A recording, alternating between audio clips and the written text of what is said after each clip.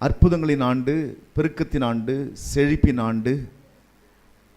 கடந்த 2024 முழுவதும் இருந்த வறுமை, தாழ்ச்சி, குறைவுகள் இதெல்லாம் மாறுகிற ஒரு ஆண்டு தான் இந்த 2025வது ஆண்டு. எப்பொழுதுமே நான் அடிக்கடி சொல்வேன், ஒவ்வொரு வருஷத்தினுடைய துவக்கத்திலேயே சில அற்புதம் கர்த்தர் செய்ய ஆரம்பிச்சிடுவார். முதல் 4 மாதத்துக்குள்ளேயே ஏதாவது ஒரு அடையாளத்தை கர்த்தர் காண்பிப்பார். அப்படி தான் ஒவ்வொரு வருஷமும் கர்த்தர் நடத்தி வந்திருக்கிறார். வாக்குத்தத்தத்தை உறுதி பண்ணுற விதமாக முதல் 4 மாதத்திலேயே ஏதாவது ஒரு அடையாளத்தை ஆண்டவர் காண்பிப்பார். இந்த வருஷமும் கூட அப்படி செய்ய கர்த்தர் வல்லமையுள்ள தேவனாக இருக்கிறார். கடந்த நாட்களிலே பார்த்தோம், கர்த்தர் இந்த வசனத்தில் என்ன நமக்கு உணர்த்துறார் அப்படின்னா, 2 காரியத்தை இந்த வசனத்தில் கற்றுக்கொள்கிறோம். ஒன்று, இந்த வருடத்தில் கர்த்தர் நம்முடைய வாழ்க்கையில் எப்படிப்பட்டவராக இருக்க போகிறார்.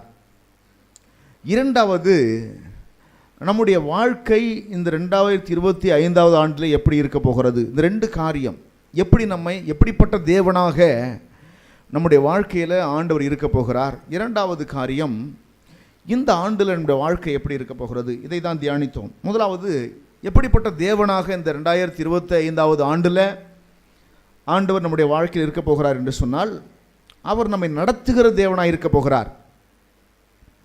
இஸ்ரவேல் ஜனங்களை வனாந்தரமான பாதையில் நடத்தினார், தண்ணீர் இல்லாத இடத்துல நடத்தினார், ஆனால் குறையில்லாமல் நடத்தினார். அவருடைய தேவைகளெல்லாம் சந்தித்தார். வனாந்தரத்தில் கூட குறையில்லாமல் ஆகாரம் கொடுத்தார். மன்னா என்கிற ஆகாரத்தை 40 வருஷமாக சாப்பிட்டார்கள். ஒரு நாள் 2 நாள் அல்ல. இந்த அற்புதம், மன்னா என்கிற அந்த ஆகாரம் 40 வருஷ காலமாக இஸ்ரவேல் ஜனங்களுக்கு கர்த்தர் கொடுத்தார். கண்மலையே 2 பொளந்து அங்கிருந்து தண்ணியை கொடுத்து அந்த ஜனங்களோட தாகத்தை தீர்த்தார். தேவைப்படும் பொழுதெல்லாம் எந்த ஒரு காரியத்தை செய்தாவது அவங்க குறைவுகளெல்லாம் நிறைவாக்கி கொண்டே வந்தார். இந்த 40 வருஷ காலத்தில், கர்த்தர் நடத்தின 40 வருஷ காலத்தில் வஸ்திரம் பழையதாகி போகவே இல்லை. வஸ்திர பிரச்சனை வரவே கிடையாது. 40 வருஷம் வஸ்திர பிரச்சனையே இல்லை. வஸ்திரம் பழையதாகி போகவில்லை என்று இருக்குது. இதெல்லாம் இயற்கை என்ன சொல்லுதுனாக்க, இந்த வஸ்திரம் குறிப்பிட்ட நாட்கள் தான் அது மங்காமல் இருக்கும். நாட்கள் போக போக மங்க ஆரம்பிக்கும், பிறகு கிழி ஆரம்பிக்கும். எல்லா பொருளுமே அப்படி தான் ஆகும். ஆனால் ஒருத்தர் நினச்சா மட்டும்தான் இந்த பொருட்களை கூட மங்காமல் பாதுகாக்க முடியும், சரீர உறுப்புகள் கெடாமல் பாதுகாக்க முடியும், ஆரோக்கியம் குறையாமல் பாதுகாக்க முடியும், பொருளாதாரம் குறையாமல் பாதுகாக்க முடியும். ஒருத்தரால் மட்டும்தான் முடியும். அது ஆண்டவராகிய தேவன் அதை நிரூபித்து காண்பித்தார். பழைய ஏற்பாட்டின் காலத்தில் நிரூபித்து காண்பித்தார். 40 வருஷம் அவர்கள் நடந்தார்கள். அவருடைய கால் வீங்கவில்லை. ரொம்ப ஆச்சரியமாக இருக்குது. இந்த கால் வீக்க இருக்கிற ஆட்கள்லாம் அந்த வசனத்தை பாருங்கள். அந்த தேவன் தான் நம்முடைய தேவனாக இருக்கிறார். 40 வருஷம் நடந்து கால் வீங்கலன்னு சொன்னால் உங்கள் காலையும் கூட கர்த்தர் வீங்காமல் பாதுகாக்க வல்லமை உள்ளவர். அந்த தேவன் இன்னைக்கு மாறல. அந்த தேவன், அவர்களை நடத்தின தேவன் தான் இன்றைக்கு நம்மை நடத்த 2025 நடத்த போகிறார். இந்த ஆண்டில் பலவீனங்கள் வராதபடி கர்த்தர் பாதுகாப்பார். இதுதான் என்னுடைய விசுவாசம். அப்படியே ஒரு பலவீனம் இருக்கிறதாகவே யாராவது சொன்னாலும் கூட, டாக்டரே சொன்னாலும் கூட, அதை கர்த்தர் மாற்றுவார். கர்த்தர் நடத்தும் பொழுது பலவீனங்கள் வராது. கர்த்தர் நடத்தும் பொழுது குறைவுகள் வராது. கர்த்தர் நடத்தும் பொழுது தேவைகள் சந்திக்கப்படும். இதுதான் இஸ்ரவேல் ஜனங்களுடைய வரலாறு. அவர்கள் கர்த்தரை அனுபவித்த விதம் அதுதான்.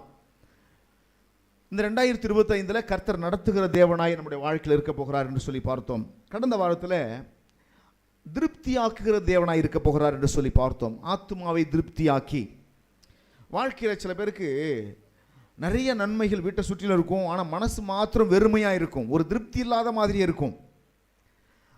அது எப்படி அவங்க வெறுமையாக இருக்கிறாங்கிறது எப்படி கண்டுபிடிக்கலான்னு கேட்டாக்கா, அவங்க முகத்தை பார்த்தாலே சொல்லிடலாம். என்னதான் வீடு நிறைய பொருள் இருந்தாலும் அவங்க முகத்தை மாத்திரம் அப்படி தொங்க போட்டு வச்சுருப்பாங்க, ஒரு மாதிரி சோகமாக இருப்பாங்க. என்னன்னு கேட்டிங்கன்னா, எல்லாம் இருக்குது, என்னன்னே தெரியல, எனக்கு மனசில் ஒரு குறை இருக்கிறது போலயே இருக்குது அப்படிம்பாங்க. சில பேர் பார்த்தீங்கன்னாக்க ஆத்தும திருப்தி உள்ளவர்கள் எப்படி இருப்பாங்கன்னா, வாழ்க்கையில் நிறைய குறை இருக்கும், ஆனால் மனசு திருப்தியாக இருப்பதனால அவங்க மலர்ந்த முகத்தோடு, சிரித்த முகத்தோடு, மகிழ்ச்சியாகவே இருப்பாங்க. இது ஆத்தும திருப்தி. அப்போ ஆத்துமாவை திருப்தி செய்வது என்பது முடியாத ஒரு காரியம். சில மனிதர்களை வயிறை நிறைத்து திருப்தி செய்ய முடியும், வயிறை நிறைத்து திருப்தி செய்ய முடியும். நல்ல சாப்பாடு கொடுப்பீங்கன்னா போதும்னு சொல்லிடுவாங்க. என்ன சாப்பாடு வேணும், பிரியாணியா தரேன், மீனா தரேன், என்ன வேணாலும் தரேன் அப்படின்னு கொடுத்தீங்கன்னா ஒரு குறிப்பிட்ட அளவு தான் மனுஷனால் சாப்பிட முடியும். சாப்பிட்ட பிறகு சொல்லுவாங்க, இல்லை எனக்கு வயிறு நிறைஞ்சிச்சு, இனிமேல் உள்ள இடம்ல வேண்டாம் என்று சொல்வார்கள். அப்போ வயிறு திருப்தி அடையச்சே, வயிறை திருப்தியாக்க முடியும். ஆனால் மனசு திருப்தி இருக்கு பாருங்க, இந்த மனசு திருப்தியை யாராலையும் கொடுக்க முடியாது. சில பேர் கோடி இருந்தும் கூட வெறுமையாக மனசில் உணர்றவங்க இருக்கிறாங்க, ஒன்றுமே இல்லாமல் கூட திருப்தியாக இருக்கிறவங்க இருக்கிறாங்க. ஆனால் கர்த்தர் சொல்கிறாரு, இந்த வருடத்தில் உன் ஆத்துமாவை கர்த்தர் திருப்தி செய்வார். ஆமென். ஆனால் ஒரு விஷயம் என்னன்னு கேட்டிங்கன்னா, வயிறு நிறைஞ்சாதான் மனசு நிறையும். அதனால தான் கல்யாணத்தில் நல்ல சாப்பாடு கொடுக்குறாங்க. காரணம் என்ன? நல்லா சாப்பிட்டாதான் மனசு நிறையும். மனசு நிறையும் பொழுது தான் மற்றவங்கள வாழ்த்துன்னே தோணும். இல்லைன்னா பசியாக இருக்கும்பொழுது நீங்கள் ஏதாவது அவன்கிட்ட பேச்சு கொடுத்தீங்கன்னா சொல்லுவாங்க, வாயை மூடிட்டு சும்மா இரு, நானே பசியாக இருக்கிறேன், எதையாவது சொல்லி விட்டுருவாங்க. காரணம் என்னன்னு கேட்டாக்க, வயிறு காலியாக இருக்கும்பொழுது வாயில் ஆசீர்வாதமான வார்த்தைகள் வருவதே கிடையாது. அதனால் கல்யாண வீட்டில் நல்ல சாப்பாடை போட்டு பிறகு மணமக்களை வாழ்த்துவதற்கு கையில் அரிசி தானியத்தை கொடுத்து மேலே தூவுங்கன்றாங்க. என்னன்னாக்க, காட்டில் மழை பெய்யுறது மாதிரி இன்றைக்கி அரிசி மழையாக அவன் மேலே பெய்யட்டும், தானிய மழையாக பெய்யட்டும், வாழ்நாள்லாம் அப்படி இருக்கட்டும்ன்றது தான் வாழ்த்துறதுக்கு தெரியாமல் தான் நினச்சிடாங்க அரிசி தூக்கி மேலே போட்டு வராங்க.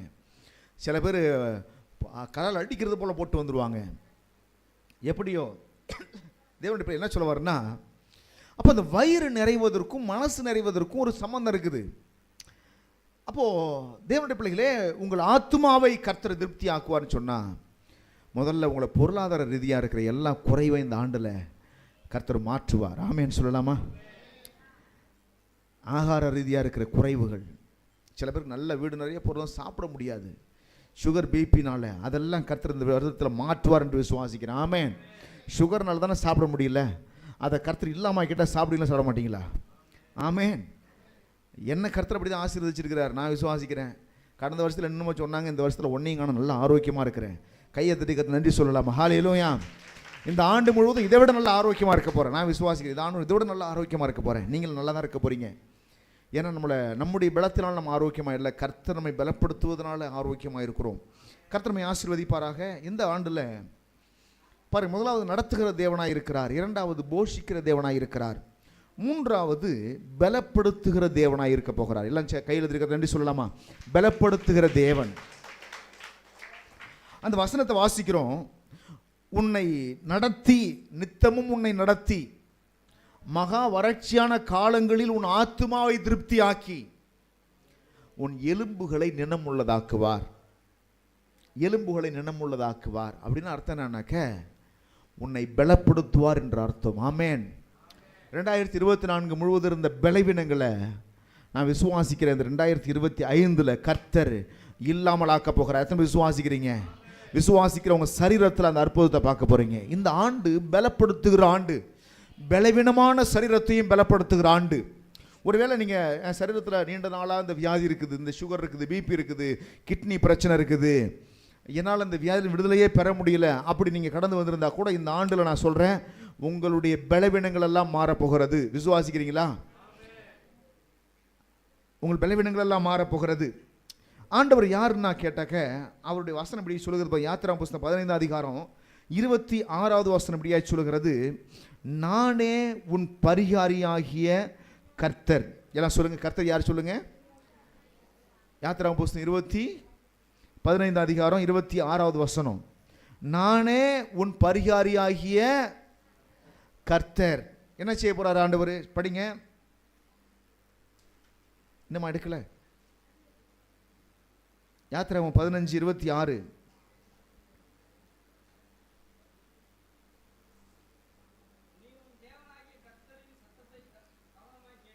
சத்தத்தை கவனமாய் கேட்டு அவர் பார்வைக்கு செம்மையானவைகளை செய்து அவருடைய கட்டளைகளுக்கு செவி கொடுத்து அவருடைய நியமங்கள் யாவையும் கை கொண்டால் நான் எகிப்தியருக்கு வரப்பண்ணின வியாதிகளில் ஒன்றையும் உங்களுக்கு வரப்பண்ண மாட்டேன். எவ்வளோ அற்புதமான வாக்குத்தத்தம் பார்த்தீங்களா? ரொம்ப அருமையான வாக்குத்தத்தம். அவர் சொல்றாரு, எகிப்தியருக்கு வரப்பண்ணின வியாதிகளில் ஒன்றையும், எகிப்தியருக்கு வரப்பண்ணின வியாதிகளில் ஒன்றையும் உங்களுக்கு வரப்பண்ண மாட்டேன். வர பண்ணேன். அவர் சொல்ற வர பண்ண மாட்டேன் அப்படின்றார். வர பண்ண மாட்டேன். படிங்க. நானே உன்னை சுகமாக்குகிற கர்த்தர், நானே உன் பரிகாரியாகிய கர்த்தர். அதாவது நம்முடைய ஆண்டவருக்கு என்னென்ன பேர்லாம் இருக்குன்னு கேட்டால், அவருக்கு ஒரு பேர் ஏகோவா ரஃபா. எல்லாம் சொல்லுங்க, ஏகோவா. நிறைய நாமங்கள் இருக்குது, அதனால தான் பாடலில் பாடுறோம். ஏகோவா தேவனுக்கு 1000 நாமங்கள், எதை சொல்லி பாடிடுவே. கர்த்தாதி கர்த்த செய்த நன்மைகள் 1000, கரம் தட்டி பாடிடுவே. யெகோவா ஷாலோம், யெகோவா ஷம்மா, யெகோவா ருவா, யெகோவா ரஃபா, யெகோவா ஷாலோம், யெகோவா ஷம்மா, யெகோவா ருவா, யெகோவா ரஃபா. அப்போ அவருக்கு ஒரு பேர் என்னன்னு கேட்டால், அவருக்கு 1000 பேர். நமக்கெல்லாம் பேர் காரணம் இல்லாமல் வச்சிருக்கிறாங்க. ஆனால் ஆண்டவருக்கு மட்டும் பேர் பிடிச்சிருக்காருனாக்க, அவருக்கு இருக்கிற எல்லா பேருமே காரண பெயர். அவர் செய்கை என்னவோ அதுவே அவருக்கு பெயராயிற்று. அவருடைய செய்கை என்னவோ, அவர் என்ன செய்கிறார் அதான் அவருக்கு பேர். என்ன செய்கிறாரு? ஏகோவா ரஃபானா, சுகமளிக்கிற தேவன். He is the healer. அவர் தேவனுடைய ஜனங்களை சுகமாக்குகிறவர். எந்த மாதிரி பிரச்சனையாக இருந்தாலும் சரி, எந்த மாதிரி வியாதியாக இருந்தாலும் சரி, கர்த்தருக்கு அது பெரிய விஷயமே கிடையாது. எவ்வளோ பெரிய வியாதியாக பெரிய விஷயம் கிடையாது. பைபிளில் டாக்டர்கிட்ட போனீங்கன்னாக்க, வியாதி ஆரம்பத்திலே வந்திருந்தால் சரி பண்ணியிருக்கலாம், வியாதி முத்திருச்சு சரி பண்ண முடியாதும்பாங்க. ஆனால் ஆண்டவர் பார்த்தீங்கன்னா எவ்வளோ பெரிய வியாதியாக இருந்தாலும் சவாலாக எடுத்துக்கிறார். சாதாரணமாக, இன்னும் சொல்ல போனால் நாள்பட்ட வியாதியை சாதாரணமாக சுகமாக்கியிருக்கிறாரு. 38 வருஷம் ஒரு மனுஷன் படுத்து படுக்கையாக இருக்கிறான்னா எந்த அளவுக்கு வேதனை இருந்திருக்கும் அவனுக்கு, எந்த அளவுக்கு கஷ்டம் இருந்திருக்கும், எந்த அளவுக்கு வலி இருந்திருக்கும், எந்த அளவுக்கு அந்த வியாதியினுடைய வீரியம் அதிகமாக இருக்கும். 38 வருஷம். ஒரு வருஷம் வியாதியை கடந்த மனுஷனையே பார்க்க முடியாது. 2 வருஷம் போச்சுன்னா உடம்பெல்லாம் மெலிஞ்சு ஒரு மாதிரி ஆயிருக்கும். 38 வருஷம் ஒரு மனுஷன் வியாதியஸ்தன்னு சொன்னால், நடக்க முடியாத வியாதின்னு சொன்னால் எப்படி இருந்திருக்கும் அவன் சரீரம், அவன் பலவீனம் எப்படி இருந்திருக்கும்னு கற்பனை கூட பண்ணி பார்க்க முடியல. ஆனால் ஆண்டவர் பாருங்க, சாதாரணமாக எழுந்தும் படுக்கை எடுத்துக்கொண்டு நட. அவனை தொடலை, என்ன பூசலை, ஒன்று செய்யலை, சொன்னார் அவ்வளோதான். எழுந்தும் படுக்கை எடுத்தும் நட, அவ்வளோதான். எப்படிப்பட்ட ஒரு வல்லமையுள்ள தேவன் பாருங்க. நம்முடைய ஆண்டவருடைய பெயர் என்னன்னா ஏகோவா ரஃபா, சுகமளிக்கிற தேவன். சுகமளிக்கிற தேவன். தேவனுடைய பிள்ளைகளே, அவர் நம்முடைய நோய்களை எல்லாம் சிலுவையில் சுமப்பதற்காய் வந்தார். நானே உன் பரிகாரி, பரிகாரம் செலுத்துறவர். அதாவது என் வியாதிக்காக தன்னுடைய சரீரத்தை பரிகாரமாய் கொடுத்தவர். ஆமேன். நான் சுகமாக தன் சரீரத்தை காயப்பட ஒப்பு கொடுத்தவர். அதான் பரிகாரம். என்ன, என் பிள்ளை சுகமான என்ன செய்யணும்? அவன் வியாதியை நான் சுமக்கணும், நான் சுமந்துக்கிறேன், என் பிள்ளைய விடுதலையாக்குங்கன்னு சொல்லி தன் சரீரத்தை நாம் சுகமாக விட்டு கொடுத்தவர். ஆமேன் சொல்லலாமா? அவருடைய சரீரத்தை நாம் சுகமாக அடிக்கப்பட விட்டு கொடுத்தவர். அவர் அடிப்படணும் அவசியம் இல்லை, அவர் காயப்படணும் அவசியம் இல்லை, அவர் ரத்த சிந்தன அவசியம் இல்லை. அவர் தேவன், அவருக்கு எந்த பிரச்சனையும் இல்லை. அவரை வியாதி ஆளப்போவது கிடையாது, மரணம் ஆளப்போவது கிடையாது, இந்த உபத்திரவத்தில் சந்திக்கணும்னு அவசியம் இல்லை. ஆனால் எதுக்காக இந்த பூமியில் வந்தாருனாக்க, இந்த உலகத்தில் நீங்களும் நானும் வியாதியிலையும் வறுமையிலையும் வாழக்கூடாது. குறிப்பாக வியாதியில் வாழக்கூடாது. வியாதி என்பது ஒரு மனுஷனை பாருங்க, அவன் வாழ்க்கையை நிலைகுலைய பண்ணக்கூடியது. எந்த மனுஷனுடைய சரீரமும் 100 வயது வரைக்கும் அப்படியே கட்டு விடாமல் அப்படியே இருக்குன்னு சொல்ல முடியாது. என்ன நான் நினச்சி பார்க்குறேன், இன்னும் என்ன நான் வாலிபனை நினச்சிட்டு இருக்கிறேன். ஆனால் கண்ணாடியில் பார்க்கும்போது தெரியுது உனக்கு வயசாகிடுச்சுப்பான்னு தோணுது. சரி, இவ்வளோ சீக்கிரம் நாட்கள் ஓடிடுச்சேன்னு தோணுது. ஆனால் என் மனசில் நினைக்கிறேன் நான் வாலிபனாக இருக்கிறேன் போல மனசில் தோணுது. தேவனுடைய பிள்ளைகளே, இந்த பலவீனங்கிறது வயதானாலும் வருது, எந்த காரணத்தினாலும் வருது. ஆனால் எந்த சூழ்நிலையாக இருந்தாலும் கர்த்தர் சுகமாக்க வல்லமை உள்ளவர். ஆமேன். ஏகோவா ரஃபாவாக இந்த வருஷத்தில் அவர் செயல்பட போகிறார்.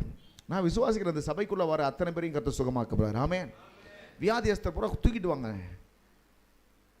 எந்த வியாதியாக இருந்தாலும் சரி தான். ஆனால் சில பேருக்குலாம் ரொம்ப ரிஸ்க் எடுத்து பிரயாசப்படாமல் இருக்கிறது காரணம் என்னென்னா, இப்போ நிறைய பேருக்கு நம்ம ஊர் பாஷையில் சொல்லணும், நெலுவு அண்டிடுதுன்னு சொல்லுவாங்கள்ல. அது என்ன, நெலுவு அண்டுதுன்னு அர்த்தம்? நெலுவு அண்டிடுதுப்பாங்கள்ல. அது எப்படின்னு கேட்டால், ஆஸ்பத்திரி போகணுமா, டாக்டரை வீட்டுக்கு கூப்பிட மாட்டாங்க, இவங்க கார் வச்சு ஆஸ்பத்திரி போவாங்க. ஆண்டவர் சுதந்திரமா, பாஸ்டர் வீட்டுக்கு கூப்பிடு. பாஸ்டர் எங்கள் வீட்டுக்கு வந்து போக முடியும் கொஞ்சம், ஜெபம் பண்ணிட்டு போகிறீங்களா அப்படிம்பாங்க. இதான் நிலுவன்றது அப்படின்னு சொல்கிறது. அங்கே கர்த்தரை தேடணும், சபைக்கு போகணும், சபை கொண்டு வரலாம் இல்லை. இதில் சில பேர்லாம் ரெப்ரசன்டேட்டிவ் வச்சுருப்பாங்க. சில பேர் நினச்சிக்குவானா பாஸ்டர் வேலை இல்லை, அதனால் அவருக்கு வேலை கொடுப்போன்னு சொல்லிட்டு, பாஸ்டர் அந்த 4வது தெருவில் பாஸ்டர் ஒருத்தர் உடம்பு சரியில்லாமல் பாஸ்டர் ஜெபம் பண்ணுங்க பாஸ்டர் வேலை இல்லாமல் இருக்கார்ல, இவர் சும்மா ஜெபம் பண்ணட்டுமே, ஏன் சும்மா நிற்கிறாரு, அந்த அக்காவுக்கா ஜெபம் பண்ணட்டும், இந்த அண்ணனுக்கா ஜெபம் பண்ணட்டும் அப்படின்னு சொல்லிட்டு இருப்பாங்க. ஆனால் என்னுடைய விசுவாசம், யாரெல்லாம் கர்த்தரை தேடி வராங்களோ. எப்படி தேடி வருவது? ஒரு டாக்டர்கிட்ட வந்து டாக்டர் வீட்டுக்கு விட மாட்டோம். டாக்டர்கிட்ட போனால் என்ன செய்வோம்னா உட்காந்துருப்போம், எவ்வளோ நேரம் உட்காந்துருப்போம். ஏன்னா டாக்டர்கிட்ட போயிட்டு நான் போனேங்க, டாக்டர் ரொம்ப டைம் ஆகிடுச்சு வர்றதுக்கு, எனக்கெல்லாம் காத்திருக்க முடியாது, நேராக வந்துட்டேன் வீட்டுக்கு, அப்படி எத்தனை பேர் சொல்லுவீங்களா? எத்தனை மணி ஆனாலும் சரி, அவர் வேணும்னே நேரத்தை வளர்த்தினாலும் சரி, அவர்கிட்ட கோவத்தை மட்டும் காட்ட மாட்டீங்க. காட்டுங்களா? யாராவது கோவத்தை காட்டினா எதையாவது ஊசியை போட்டு என்ன பண்ணுறது? அதனால் வேண்டி எவ்வளோ நேரம் காக்க வச்சுருந்தாலும் அமைதியாக உட்காந்துருந்து, இங்கே சர்ச்சைக்கு வந்தால் மட்டும் வெண்ணி தண்ணி காலில் உதிரி நிற்பாங்க. போகணும் பாஸ்டர் வாங்க ஜெபம் பண்ண, உடனே போகணும். நான் சில பேர்லாம் வேணும்னே உட்காந்துருக்கிறது. என்ன தான் பண்ணுறாங்க அவங்க? இவங்க அவசரத்தில் நான் ஆள் கிடையாது, ஆண்டவர் ஆள் கிடையாது. உனக்கு அவசரமாக வேறு ஏதோ டாக்டரை பார்க்கணும், பார்த்துட்டு வா, எல்லாத்தையும் பணத்தை செலவு பண்ணிட்டு கடைசியாக வேணாங்க வா. என் வீட்டில் அந்த காசெல்லாம் செலவாயிடுச்சு பாஸ்டர், நிலத்தை பூரா விற்றுட்டேன், என் உடம்புக்காக வீட்டையும் விற்றுட்டேன், ஒன்றுமே இல்லை, இப்போ தான் வந்திருக்கிறேன். வா இப்போ தான் சரி நேரத்தில் வந்திருக்கிறேன். பணம் இருக்கிற வரைக்கும் ஒன்றை பிடிக்க முடிஞ்சுதா? சர்ச்சில் உட்கார மாட்டேங்குது, காலை எங்கேயாச்சும் ஓடிட்டே இருக்குது. அந்த டாக்டர், இந்த டாக்டர், அந்த மனுஷன், இந்த மனுஷன், அங்கே போகணும், இங்கே போகணும். தேவனுடைய பிள்ளைகளே, அவர் ஏகவா ரஃபாவா இருக்கிறாரு, சுகம் கொடுக்கிற தேவனா இருக்கிறாரு. ஆனால் யாருக்கு சுகம் கொடுக்கிறாரு? யாரெல்லாம் கர்த்தரை தேடுறாங்களோ அவர்களுக்கு அவர் சுகம் கொடுக்கிறார். கைகளை தட்டி கர்த்தரை ஸ்தோத்திரம் பண்ணு. இந்த ஆண்டில் நான் விசுவாசிக்கிற இந்த ஆலயத்துக்குள்ள வருகிற எல்லாரையும் கர்த்தர் சுகமாக்க போறார். ஆமென். எவ்வளோ பெரிய நோயாளியாக இருந்தாலும் சரி, சவாலாக எடுத்துக்க போகிறோம். சில விஷயத்தில் நான் சவாலாக எடுக்கிறது இல்லை, சில விஷயத்தில் ரொம்ப கேர்லெஸ்ஸாக இருக்கிறதுனால தான் அவங்க பலவீனம் அப்படியே இருக்குதுன்னு நான் யோசிக்கிறேன். கொஞ்சம் முயற்சி எடுத்தனாக்க எனக்கு தெரியும் எவ்வளோ பெரிய வியாதியும் சரியாயிடும். ஃபோனில் ஜெபம் பண்ணி வியாதியை சுகமாக்குவதற்கு கர்த்தர் வல்லவராக இருக்கிறார். அதெல்லாம் பெரிய விஷயமே கிடையாது. அவங்களுக்கு சுகமானதுக்கப்புறம் கர்த்தர் தான் சுகம் கொடுத்தான்னு தெரிய மாட்டேங்குது. ஒருத்தவங்க குழந்தை இல்லாமல் வராங்க, குழந்தை பாக்கியத்துக்காக ஜெபிக்கிறோம். 1 மாதத்தில் 2 மாதத்தில் அவங்க கன்சீவ் ஆகி குழந்தை பாக்கியத்தை பெற்றுக்கொள்கிறாங்க. குழந்தை பிறந்ததுக்கப்புறம் ஃபஸ்ட் இங்கே வருவாங்களான்னு பார்த்தா இங்கே வர்றதில்லை. பண முட்டையை தூக்கிட்டு நேராக அங்கே போய் நேர்த்தி அடைஞ்சு எடுத்துருத்தோம், இங்கே போய் நேர்த்தி அடைஞ்சிட்டு போயிட்டு இருப்பாங்க. என்னென்னு கேட்டாக்க, அங்கேயும் வேண்டிக்கிட்டேன். அதனால தான் சில பேருக்குலாம் சொல்கிறது, எல்லா நேர்த்திக்காரன்னு முடிச்சுட்டு எந்த தெய்வமும் என்னை காப்பாற்றலை, எந்த டாக்டர் என்னை காப்பாற்றலை, எல்லாம் முடிஞ்சு போச்சு, வேறு வழியே இல்லைன்னு சொன்னால் இங்கே வா. அதுக்கப்புறம் அவங்களுக்கு அதிகமான ரிஸ்க் நான் எடுக்கிறேன், அதிகமான முயற்சியை நான் எடுக்கிறேன், அவங்களை அதிகமாக பாரப்பட்டு நான் ஜெபிக்கிறேன். எனக்கு தெரியும் நிச்சயமாக கர்த்தர் சுகமாக்குவார். ஆமென், ஹல்லேலூயா.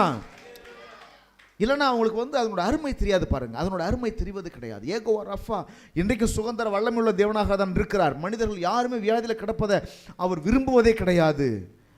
இன்றைக்கும் அற்புதங்களை செய்ய விரும்புகிறார். இந்த வசனம் சொல்லுகிறது, எகிப்தியர்கள் வரப்பண்ணின வியாதிகளில் ஒன்றையும் நான் உங்களுக்கு வரப்பண்ண மாட்டேன், ஏனென்று சொன்னால் நானே உன் பரிகாரியாக கர்த்தர். ஆமென். நம்முடைய சரீரம் சுகமாவதற்காக தன் சரீரத்தை அடிக்கப்பட இயேசு கிறிஸ்து ஒப்பு கொடுத்தார். வேதத்தில் படிக்கிறோம், ஏசாயா தீர்க்கதரிசன புஸ்தகம் 53வது அதிகாரத்தில் எடுத்துக்கொண்டு அந்த வசனத்தை படிக்கலாம். 3வது வசனத்தை படிக்கிறோம். 3வது வசனத்தை படிக்கலாமா? ஏசாயா தீர்க்கதரிசன புஸ்தகம் 53வது அதிகாரம், அதிலே 3வது வசனம். அவர் அசட்டை பண்ணப்பட்டவரும் மனுஷரால் புறக்கணிக்கப்பட்டவரும் துக்கம் நிறைந்தவரும் பாடு அனுபவித்தவருமாயிருந்தார். எப்படி இருந்தார் அவரு? அசட்டை பண்ணப்பட்டவரும் மனுஷரால் புறக்கணிக்கப்பட்டவரும் துக்கம் நிறைந்தவரும் பாடு அனுபவித்தவருமாயிருந்தார். நான் ஆங்கிலத்தில் வாசிக்கும் பொழுது அந்த வசனம் எப்படி வருதுன்னு கேட்டாக்க, அவர் எதை அனுபவிச்சார் அப்படின்னா, he was despised and forsaken of man, a man of sorrow அப்படின்னு இருக்குது. அவர் மேன் ஆஃப் சாரோ. அவர் வந்து துக்கம் நிறைந்தவராய் இருந்தார். அந்த துக்கம் நிறைந்தவராய் இருக்கிறார்ன்ற அந்த வார்த்தையை நான் அதை எடுத்து படிக்கும்பொழுது, அந்த துக்கம்னா என்ன, துக்கம் நிறைந்தவர் ஏதாவது அர்த்தம் சொல்ல முடியுமா உங்களால்? துக்கம் நிறைந்தவர்னா என்ன, அந்த துக்கம் நான் எப்படி இருக்கும்? துக்கம் நிறைந்தவராக இருந்தார்னு தமிழில் இருக்குது. இப்போ அவர் அங்கே துக்கம் அனுபவிக்க என்ன அவசியம் இருக்குது? என்ன மாதிரி துக்கத்தை அனுபவிச்சிருப்பார்? துக்கம்னா என்ன, அந்த துக்கம் எப்படி இருந்திருக்கும் சிலுவை நேரத்தில்? ஏன் அந்த துக்கத்தை அனுபவிச்சார்? அந்த துக்கம்னா என்ன அப்படின்னு யோசிச்சு பார்த்தீங்கன்னா, நம்ம ஊர்லாம் துக்கம் அனுபவிக்கிறாங்க. எப்பொழுது மரணம் ஏற்படும் போது துக்கத்தை அனுபவிக்கிறாங்க. துக்கம்னு சொல்லுவாங்களே தவிர துக்கம்னா என்னன்னு அவங்களுக்கு தெரியாது.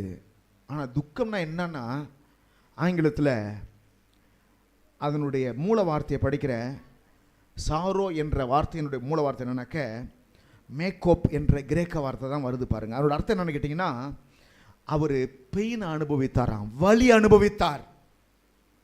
துக்கம் நிறைந்தவர்னா வலி நிறைந்தவராக இருந்தார். அந்த வலி எதற்காகனா, இந்த உலகத்தில் ஒரு மனுஷனும் வியாதியினால வலியினால வேதனைப்படக்கூடாது என்பதனால அந்த வலியை அவர் சிலுவையில் தன்மேல் ஏற்றுக்கொண்டார். வலி நிறைந்தவராக இருந்தார். எப்படி இருக்கும் அந்த வலி? துக்கம் நிறைந்தவர்னா நீங்கள் அப்படியே ஏதோ துக்கத்தை ஏதோ மனசில் கவலை இருந்துச்சு போல அப்படின்னு நினச்சி அப்படி சாதாரண விட்டு போயிடக்கூடாது. அதனுடைய மூல வார்த்தை என்ன? ஆங்கிலத்தில் கூட சாரோன்னு இருக்குது. மூல வார்த்தையினுடைய அர்த்தம் என்னன்னு பார்த்தீங்கன்னா பெயின். எப்படிப்பட்ட பெயின்னாக்கா அதுக்கு ஒரு விளக்கம் கொடுக்குறாங்க. அந்த மூல பாஷையில் விளக்கம் கொடுக்குறாங்க என்ன மாதிரி பெயின் இருந்துச்சுன்னு சொன்னால், பெயின் இன் பிசிக்கல், பெயின் இன் மென்டல். மன ரீதியான வலி, சரீர ரீதியான வலி, ரெண்டு வலியும் அவருக்கு இருந்துச்சு. மன ரீதியான வலி என்ன வலி? மன ரீதியான வலினா, யாருக்கெல்லாம் நன்மை செய்தாங்களோ அவங்க தான் இன்னைக்கு ஈட்டி விட்டிக்கிறாங்க. யாருக்கெல்லாம் அற்புதம் செய்தாரோ அவங்க தான் இன்னைக்கு இயேசு மறுதளிக்கிறாங்க. இந்த வலி ஒரு பக்கம். அற்புதம் பெற்றுக்கொண்டவர்கள் நன்றியாய் இருக்கவில்லை. அற்புதம் பெற்றுக்கொண்டவர்கள் இவருக்கு விரோதமாய் செயல்படுகிறார்கள். அற்புதம் பெற்றுக்கொண்டவர்கள் இயேசு மரிக்க வேண்டும் என்று கோஷமிடுகிறார்கள். அந்த வலி ஒரு பக்கம் இருக்குது, அது மனதில் இருக்குது. இன்னொரு வழி நான் கேட்ட மனசில் என்ன வழின்னா, இந்த உலகத்தில் யோயா ஜனங்க அழிஞ்சிட்டு இருக்காங்களே, அறியாமல் இருக்கிறாங்களே, எது சரி எது தவறு என்று தெரியாமல் இருக்கிறாங்களே, வலது கைக்கும் இடது கைக்கும் வித்தியாசம் தெரியலையே, பச்சை மரம் எனக்கே இந்த பாடுன்னு சொன்னாக்க பட்டை மரத்துக்கு என்ன நிலைமையோ இதெல்லாம் நினைக்கிற, எதிர்காலத்தில் நடக்க போற சம்பவங்கள் நினைக்கிறாரு, எதிர்காலத்தில் மக்கள் படுற பாடுகளை நினைக்கிறாரு, உபத்திரவத்தை நினைக்கிறாரு, இந்த வலியினுடைய வேதனையை உணர்றாரு. எப்படி இருந்திருக்கும்? ஒரே நேரத்தில் அவருக்கு மனதில் பெயின் இருந்துச்சு. இயேசு கிறிஸ்துவுக்கு மனதில் பெயின். எல்லாம் ஒரே நேரத்தில் முடிஞ்சு போனது. ஒரு ராத்திரிக்குள்ள எல்லாம் முடிந்து போனது. கூட்டம் கூட்டமாய் மக்கள் நின்றார்கள். ஆயிரக்கணக்கான பேர் நின்றார்கள். ஆயிரக்கணக்கான பேர் லாபம் அடைந்தார்கள், பயனடைந்தார்கள். இயேசு கிறிஸ்து மூலமாய் சுகம் பெற்றுக்கொண்டார்கள், பொருளாதாரத்தை பெற்றுக்கொண்டார்கள், வாழ்வை பெற்றுக்கொண்டார்கள், வழியை பெற்றுக்கொண்டார்கள். வாழ்வதற்கு எல்லாம் பெற்றுக்கொண்ட ஜனம் ஒரே நிமிஷத்தில் அவருக்கு விரோதமாய் மாறினது. அதாவது எது மனசு ரொம்ப வேதனைப்படுத்துன்னு சொன்னால், நீங்கள் ஒருத்தருக்கு உதவியே செய்யலை, உங்களுக்கு விரோதமாக எழும்புறாங்கன்னா அது பெரிய விஷயமா இருக்காது.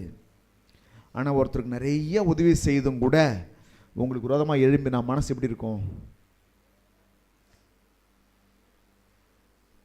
உங்களை நன்றாய் புரிந்திருக்கிறவர்களை வேண்டுமென்று இந்த வார்த்தையை சொன்னால் நீங்கள் அழுவீங்க, தாங்க மாட்டீங்கன்னு தெரிஞ்சு அந்த வார்த்தையை பயன்படுத்துகிறாங்கன்னா எப்படி இருக்கும் மனசுக்கு? அதுதான் இயேசு கிறிஸ்துக்குள்ள இருந்துச்சு. அந்த வலி தான் மனதில் இருந்த வலி.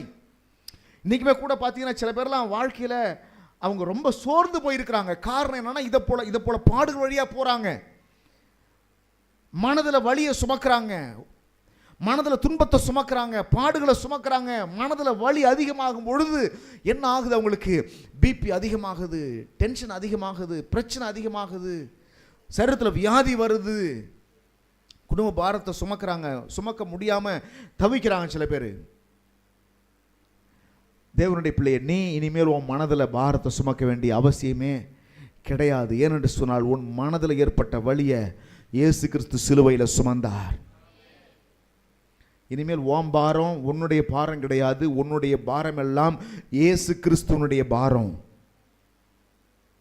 உன் குடும்ப பாரத்தை நீயே போட்டு சுமந்துக்கிட்டு மனதில் சிந்திச்சுக்கிட்டு வேதனைப்பட்டுக்கிட்டு கவலைப்பட்டுக்கிட்டு கிடக்காத. உன் மனதில் உள்ள பாரத்தில் இறக்கி தேவனுடைய கரத்தில் இறக்கி வை. ஆமேன். தேவனுடைய சமூகத்தில் பாரத்தை பூரா இறக்கி வை. நிறைய பேருடைய இருதயத்தில் இன்னும் உலகத்தினுடைய கவலையை நினச்சி வேதனைப்படுறாங்க, பிள்ளைகளை நினச்சி கவலைப்படுறாங்க, எதிர்காலத்தை நினச்சி கவலைப்படுறாங்க, நல்ல சாப்பாடு சாப்பிடல பிள்ளையை நினச்சி அழுதுகிட்டு இருக்கிறாங்க. நான் சொல்கிறேன், இந்த பாரத்தெல்லாம் இயேசு கிறிஸ்து சிலுவையில் சுமந்து விட்டார். வலியை சுமக்கும் பொழுது சரீர வலியை மட்டும் சுமக்கல, உன் மன வலியையும் இயேசு சிலுவையில் சுமந்தார். காரணம், இந்த உலகத்தில் ஒரு மனுஷன் கூட மன வலியோடு கூட வாழக்கூடாது. அல்லேலூயா சொல்லலாமா? உலகத்தெல்லாம் சொல்லுவாங்க, மரத்தை வச்சவன் தண்ணி ஊற்றுவான் அப்படின்னு சொல்லுவாங்க. இந்த வார்த்தை உங்களுக்கு எனக்கு வந்து நல்லா பொருந்தும். பிள்ளைகளை கொடுத்த ஆண்டவர் பிள்ளைகளை பார்த்து கொள்வார். ஆமேன். எத்தனை பேர் சுவாசிக்கிறீங்க? என்னை நம்பி பிள்ளைகளை கர்த்தர் கொடுத்துக்காரன பிள்ளைகளை அவர் பார்த்துக்குவார். நான் போட்டு புலம்பிக்கிட்டு கஷ்டப்பட்டுக்கிட்டு கவலைப்பட்டுக்கிட்டு அழுதுகிட்டு புலம்பிக்கிட்டுலாம் கிடக்கணும் அவசியம் இல்லை. கடவுளை விட எனக்கு ஒன்றும் அவ்வளோ அக்கறை வேண்டாம். என் பிள்ளைகளை அவர் டேக்கர் எடுத்துகிட்டா நான் போயிட்டு திரும்ப செய்யக்கூடாது. சில ஆஸ்பத்திரியில் போனீங்கன்னாக்க என்ன செய்வாங்கன்னா, பேஷண்ட்டை கொண்டு போன உடனே கூட வந்து ஆட்களை பூரா வெளில துரத்தி விட்டுருவாங்க. ஏன், என்ன காரணம்? இனிமேல் அந்த பேஷண்ட் எங்கள் பேஷண்ட் எங்களுக்கு தெரியும். இந்த பேஷண்ட்டுக்கு மேலே நாங்கள் இனிமேல் என்ன செய்ய போகிறோம்? கேர் எடுத்துக்க போகிறோம். இந்த பேஷண்ட்டை நாங்கள் பார்த்துக்க போகிறோம். நீ வந்து எதையும் செய்யணும் அவசியம், ஓரமாக உட்கார் அப்படின்டுவாங்க. சில பேர் பார்த்தீங்கன்னா பொறுத்து கொள்ள முடியாமல் போய் நிற்பாங்க. சார் சார் இதை கொஞ்சம் பாருங்க சார், சார் இதை ஏமா அமைதியாக இருக்க கொஞ்சம், எனக்கு தெரியுமா, எனக்கு எதை எப்போ செய்யணும்னு தெரியும், நீ கொஞ்சம் அமைதியாக இரு. நாங்கள் கேர் எடுத்துக்கிட்டோம், நான் பார்த்துக்கிட்டோம். இப்போ நீங்கள் அப்படி விட மாட்டேன், நீ கத்தி எடுத்துகிட்டு போகிற, ஆப்ரேஷன் பண்ண போகிறாரு, கத்தியை பிடிச்சிட்டு ஐயோ வெட்டுறாதீங்கன்னா என்ன ஆகும்? கத்தி எடுத்து வெட்ட போகிறாருங்க ஆப்ரேஷனுக்கு. ரொம்ப கேர் எடுத்துக்கிட்டு ஐயோ கத்தியை வைக்க போகிறீங்க, ஐயோ வேணாங்க டென்ஷன் ஆகிடுவார். வெளில போ, எனக்கு தெரியும். எனக்கு ஆண்டவர் உங்கள் வாழ்க்கையை பொறுப்பெடுத்து கொண்ட பிறகு நீங்கள் மண்டையில் போட்டு சிந்திச்சுக்கிட்டு டென்ஷன் ஆகிட்டு கிடக்க வேண்டிய அவசியமே கிடையாது. கர்த்தர் பார்த்து கொள்வார். எல்லாம் அவருக்கு தெரியும். கையை தட்டி கர்த்தர் நன்றி சொல்லு. உன் எதிர்காலத்தை அவர் பார்த்து கொள்வார். ஆமேன். உன் பிள்ளைகளை அவர் பார்த்துக்கொள். விசுவாசிக்கிறீங்களா? எத்தனை விசுவாசிக்கிறீங்க? எல்லாவற்றையும் அவர் பார்த்து கொள்வார். அவர் ஏகவா ஈரே, எல்லாவற்றையும் பார்த்து கொள்வார். முதல்ல தேவ பிள்ளைங்க எதிலிருந்து விடுதலை ஆகணும்னு சொன்னால் மனதில் இருக்கிற டென்ஷன்லேருந்து விடுதலை ஆகணும். எதிர்காலத்தை நினச்சி புலம்புறீங்கல்ல, அதுலேருந்து விடுதலை ஆகணும். பிள்ளைகளை நினச்சி கவலைப்படுறீங்கல்ல, அதுலேருந்து விடுதலை ஆகணும். நீ புலம்புனா மட்டும் எல்லாம் மாறிடுமா? அழுதா மட்டும் எல்லாம் மாறிடுமா? ஆண்டவர் ஜெபம் பண்ணி பாரு, எல்லாம் மாறும். ஆமேன். ஒரே ஒருத்தரால் மட்டும்தான் உடைஞ்சி போன வாழ்க்கையை மறுபடியும் சீரமைக்க முடியும். குயவனுடைய கையில் உள்ள களிமண் எத்தனை தடவைகள் அந்த கையிலே உடைந்து போனாலும் மறுபடியும் எடுத்து அதை நினைச்சுவார். அவர் நினைத்த பாத்திரம் அந்த மண்ணில் வர வரைக்கும் விடாமல் வணையிறது போல உன் பிள்ளையானாலும் சரி, உன்னையானாலும் சரி, கர்த்தரால் மட்டும்தான் வணைந்து உன்னை ஒரு ஆளாக்க முடியுமே வழிய வேற யாராலையும் மாற்ற முடியாது. வசனம் சொல்லுது, வாலிபனே உன் வாலிப பிராயத்திலே உன் சிருஷ்டிகரை. இங்கே இருக்கிற வாலிப பிள்ளைங்க நான் சொல்கிறேன், ஏன் அந்த வசனம் இப்படி சொல்லுது நான் ரொம்ப நாளாக யோசிச்சிருக்கேன். எனக்கு வந்து அதோட அர்த்தம் வந்து என்னுடைய வாலிப நாட்கள்லாம் புரியலை. இப்போ தான் என்னோட அர்த்தம் எனக்கு புரிஞ்சுது பாருங்கள். சில வருடங்களுக்கு முன்னாடி புரிஞ்சுது எனக்கு. வாலிபனே உன் வாலிப பிராயத்தில் உன் சிருஷ்டிகரை நினை. ஏன் எனக்கு அந்த அர்த்தம் புரியாமல் இருந்துச்சுன்னா, நான் நினச்சேன் வாலிபத்தில் போய் கர்த்தரை நினைக்கணும்னா என்ன அர்த்தம், ஏன் அப்படி சொல்கிறார் ஆண்டவர், அப்படி யோசிச்சுட்டே இருந்தேன். அப்புறம் தான் எனக்கு புரிஞ்சுது. என்ன புரிஞ்சுதுன்னா, அந்த வாலிப பருவம் வரும்பொழுது, உடம்புல திடகாத்திரம் வரும்பொழுது, தைரியம் வரும்பொழுது, தெம்பு வரும்பொழுது, அப்போ என்ன தோணும்னாக்கா அப்பா அம்மா தேவையில்லைன்னு தோணும் அவனுக்கு. அது வரைக்கும் அப்பா அம்மா கையை பிடிச்சி நடந்தவன் கொஞ்சம் தெம்பு வந்தோடனே அப்பா அம்மா கையை விட்டு நடக்க ஆரம்பிப்பான். டேய் பார்த்து போயிட்டோட, அதெல்லாம் எனக்கு திரும்ப வேலையை பாரு அப்படிங்கிறான். பார்த்து வண்டி ஓட்டுறான், எனக்கு திரும்ப வேலையை பாரு அப்படிமா.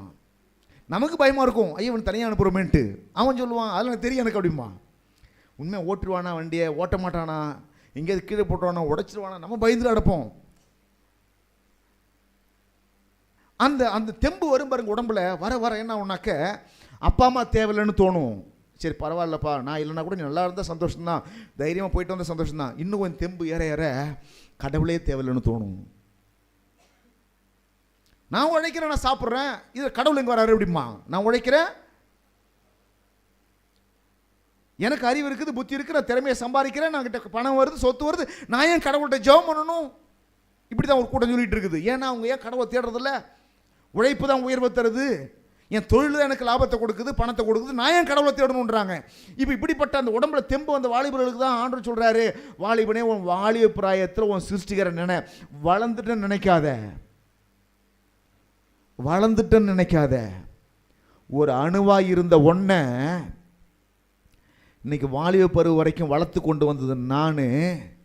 இனிமேலும் நீ நல்லா இருக்கணும்னு சொன்னால், குடும்பத்தோடு குடித்தனத்தோடு பிள்ளைகளோடு மகிழ்ச்சியாய் பொருளாதாரத்தோடு வாழணும்னு சொன்னால் என் தயவு உனக்கு தேவை, மறந்துடாதங்கிறதுனால தான் கர்த்தர் சொல்கிறாரு, இந்த வாலிப பிராயத்தை கர்த்தரை விட்டுறாத அப்படிங்கிறாரு. எந்த வயசில் கர்த்தரை நினைக்கணும் சொல்லுங்க? வாலிப பிராயத்தில் கர்த்தரை. நம்ம ஆட்கள் என்ன வச்சுருக்கிறாங்க, அந்த வயசானதை பூரா சர்ச்சைக்கு அனுப்பி விட்ருவாங்க.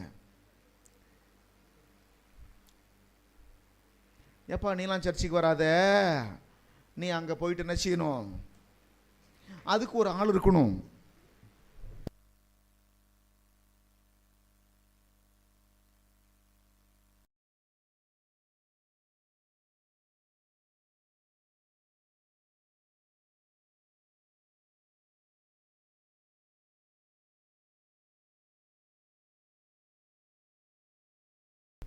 வயதான காலத்தில் சர்ச்சைக்கு போனால் நல்லது, வாலிபத்தில் போயிடக்கூடாது, நிறைய செய்ய வேண்டிய காரணம் நிறையா இருக்குது.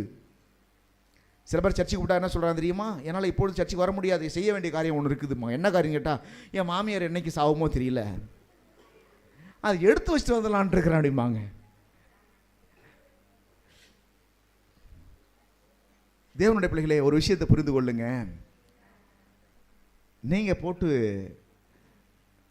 எந்த வயதில் சிந்திக்கணும் கர்த்தரை? வாலிப நாட்களில் சிந்திக்கணும், வயதான காலத்தில் இல்லை.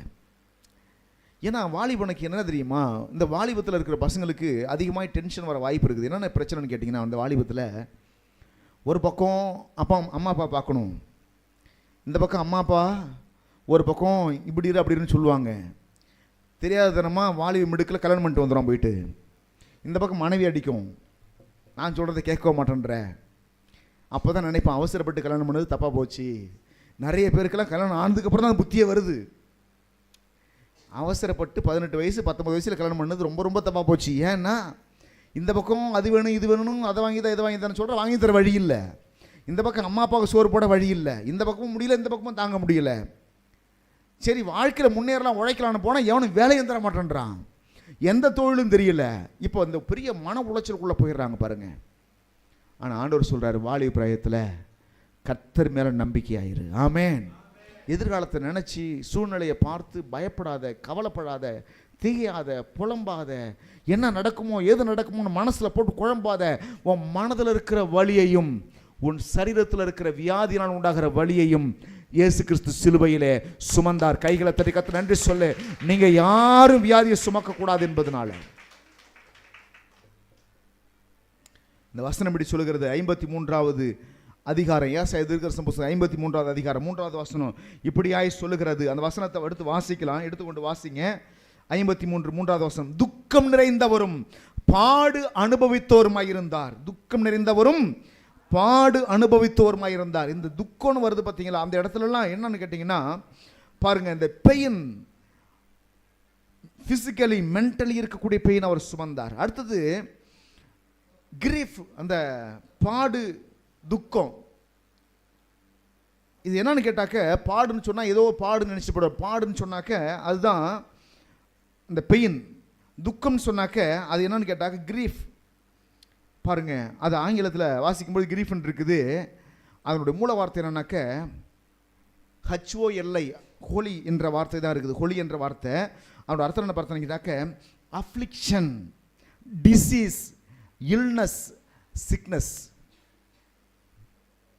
அதாவது என்ன நிறைந்திருந்தார் அவர்? துக்கம் நிறைந்தவரும் பாடு அனுபவித்தோருமாய் இருந்தார். எல்லாம் சொல்லுங்க, துக்கம் நிறைந்தவரும் பாடு அனுபவித்தோருமாய் இயேசு கிறிஸ்து இருந்தார். இந்த துக்கம் பாடுனா என்னன்னு பார்த்துட்டு இருக்கிறோம். துக்கம்னா என்னன்னு பார்த்தோம், பாடுனா என்ன, அது என்ன, பாடு நிறைந்தவர் என்ன அர்த்தம்?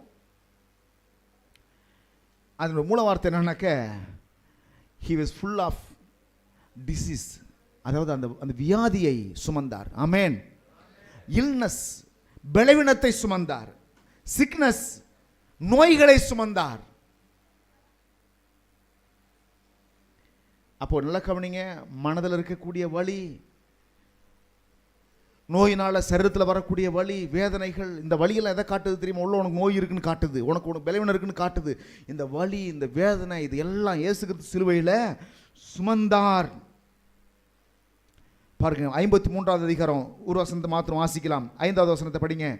நமக்கு சமாதானம் உண்டு பண்ணும் ஆக்கினை அவர் மேல் வந்தது. எல்லாம் சொல்லுங்க, நமக்கு சமாதானத்தை உண்டு பண்ணும் ஆக்கினை அவர் மேல் வந்தது, அவருடைய தழும்புகளால் குணமாகிறோம். எல்லாம் சொல்லுங்க, அவருடைய தழும்புகளால் குணமாகிறோம். இந்த குணமாகிறோன்ற வார்த்தை இருக்கு பாருங்க, இதுக்கு தான் மூல வார்த்தை, கிரேக்க வார்த்தை ரஃபா என்று வருகிறது. ஆமேன். அவர் ஏகவா ரஃபாவாக குணமாக்குகிற தேவனாய் இருக்கிறார். அவருடைய தழும்புகளால் குணமாகிறோம். பாருங்க, இந்த குணமாகுதல்ன்ற வார்த்தை, இந்த ரஃபான்ற வார்த்தையினுடைய அர்த்தம் என்ன பார்த்தீங்கன்னா, பிகம் ஃப்ரெஷ், எல்லா சோர்வும் நீங்கி ஃப்ரெஷ்ஷாக மாறுவது. எத்தனை பேர் விசுவாசிக்கிறீங்க? ஆமே. இந்த வருஷத்தில், இந்த 2024 முழுவதும் இருந்த அந்த பலவீனங்கள், சோர்வுகள், அசதிகள் அதெல்லாம் நீங்கி 2025 ஃப்ரெஷ்ஷாக வாழ போகிறோம். ஆமேன்னு சொல்லலாமா? ஃப்ரெஷ்ஷாக, பிகேம் ஃப்ரெஷ். ரெண்டாவது, கம்ப்ளீட்லி ஹீல்டு, முழுவதுமாய் சுகமாக்கப்பட்ட நிலைமை. என்ன சொல்லுங்க? Completely healed. அதாவது அரைக்குறை சுகமாவது கிடையாது. 99% சுகமாயிடுச்சு, இன்னும் கொஞ்சம் காப்பகுதி எங்க ஒரு மூலையில் வியாதி இருக்குதுன்னு சொல்ற இடத்துல அல்ல, ஒரு முழுமையான ஆரோக்கியம் இயேசுவின் தழும்புகளால் நமக்கு கொடுக்கப்பட போகிறது. ஆமேன்னு சொல்லலாமா? ஒரு முழுமையான ஆரோக்கியம். எத்தனை விசுவாசிக்கிறீங்க? முழுமையான ஆரோக்கியம். பாதி தெரிந்தும் பாதி தெரியாமல் கிடையாது. முழுமையான ஆரோக்கியம். பாதி குணமாகி பாதி குணமாகாத மாதிரி கிடையாது. முழுமையான குணமாதல், பிகம் ஃப்ரெஷ், முதல் அர்த்தம். ரெண்டாவது, கம்ப்ளீட்லி ஹீல்டு. மூணாவது, ரீப்ரிப்பேர்டு, மறுபடியும் சீரமைக்கப்படுவது, மறுபடியும் தயாராக்கப்படுவது. ஆமேன்னு சொல்லலாமா? இடையில சோர்ந்து போயிட்டீங்க, இந்த வியாதி மாறாது, இந்த பலவீனம் சரியாகாது, அவ்வளவுதான் டாக்டர் சொல்லிட்டாருலாம் விட்டுட்டீங்க. ஆனால் கர்த்தர் இந்த 2025 நான் சொல்கிறேன், உங்களை மறுபடியும் தயார் செய்ய போகிறார். ஆமேன். இன்னொரு அர்த்தம் இருக்குது அதுக்கு, ரிப்பேர்டு. இந்த வருஷத்தில் கர்த்தர் ரிப்பேர் பண்ண போகிறார். ஆமேன். எல்லாம் சொல்லுவாங்கள்ல, என் வண்டி ரிப்பேர் ஆகிடுச்சு, சரி பண்ண போகிறேன். அது வார்த்தை தப்பு. வண்டி பழுது அடைந்து விட்டது, நான் அதை ரிப்பேர் செய்ய போகிறேன், திரும்ப சரி செய்ய போகிறேன். ரிப்பேர்னு சரி செய்தல். நல்லா கவனிங்க, இந்த வருஷத்தில் பலவீனமாக இருக்கிற உங்கள் சரீரத்தை பூரா கர்த்தர் ரிப்பேர் பண்ண போகிறார். ஆமேன்.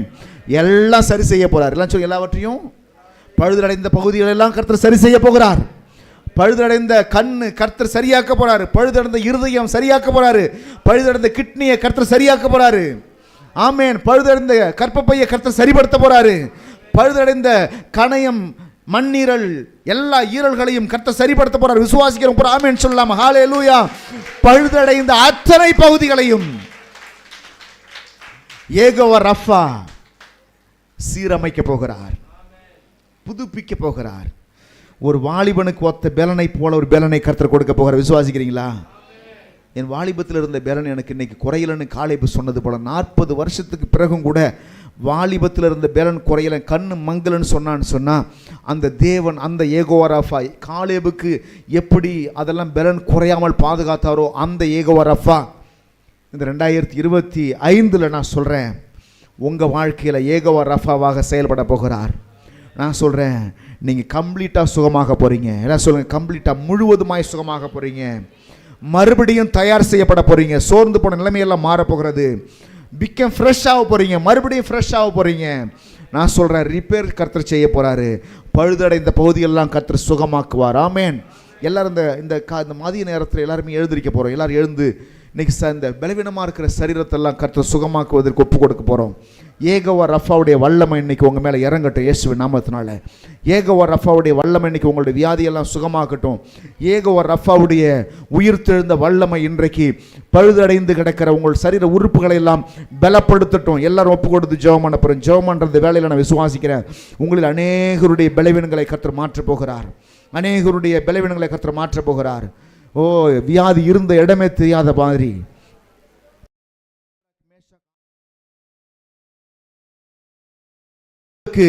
அவருடைய வஸ்திரத்தில் கூட இல்லை. அக்கினியின் மன வஸ்திரத்தில் கூட இல்லை. நான் சொல்றேன், உங்க சரீரத்தினுடைய பலவீனங்கள் இருந்த இடமே தெரியாத மாதிரி கர்த்தர் சுகமாக்குகிற ஆண்டு. எல்லாம் ஒப்பு கொடுத்து ஜெபம் பண்ண, ஆண்டவரே இந்த வருடத்துல, இந்த நிமிடத்துல, இந்த நிமிஷத்துல என்னுடைய பலவீனம் எல்லாம் மறையட்டும் ஆண்டவரே, என் வியாதியெல்லாம் மறையட்டும். எல்லாம் ஜெபம் பண்ணலாமா? இயேசுவின் நாமத்திலான வியாதியெல்லாம் மறையட்டும், பழுதடைந்த உறுப்புகள் எல்லாம் மறையட்டும். ஹல்லேலூயா, ஹல்லேலூயா. ஆண்டவரே என்னை சுகமாக்குங்கப்பா, என் இருதயத்தை சுகமாக்குங்க, என் கிட்னியை சுகமாக்குங்க, என் மண்ணீரலை சுகமாக்குங்க, என் கணையத்தை சுகமாக்குங்க. இன்சுலின் சுரக்க வேண்டிய அளவு சுரக்கட்டும் ஆண்டவரே. எல்லா சுகர் பிபி நார்மல் ஆகட்டும் இயேசுவின் நாமத்தினாலே. அதிலிருந்து ஏற்ற தாழ்வுகள் எல்லாம் நீங்குவதாக. எல்லாரும்